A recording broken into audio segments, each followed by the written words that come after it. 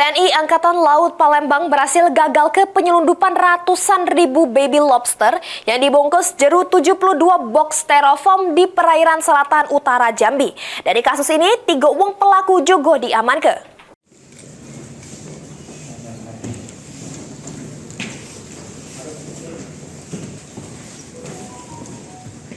Pangkalan TNI Angkatan Laut Palembang berhasil gagal ke upaya penyelundupan baby lobster di perairan selatan utara Jambi. Dari penyelundupan ini didapati 3 jenis baby lobster yang terdiri dari pasir, mutiara, sama bambu. Dengan total 383.615 ekor, baby lobster ini dimasukkan ke jeru 72 box styrofoam yang diangkut guna ke perahu kayu.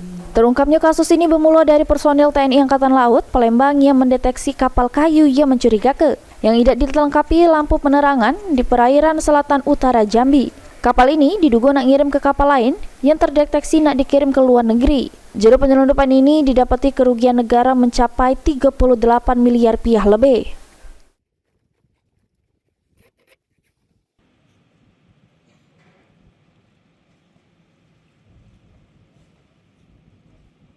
Tim mengamankan ada 3 orang yang on board di kapal tersebut dan didapati adanya muatan yang ditutupi dengan terpal. Setelah diperiksa, ditemukan adanya 72 box styrofoam yang diberi pelapis berwarna hitam yang setelah diperiksa berisi benih-benih lobster.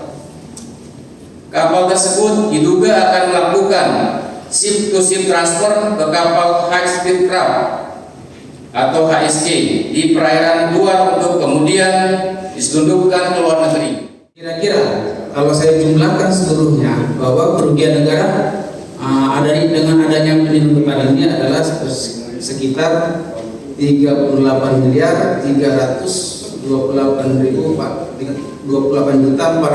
rupiah. Selanjutnya TNI Angkatan Laut Palembang melakukan pengembangan untuk mengungkap jaringan mafia lobster yang lebih besar. Mulyadi, PAL TV.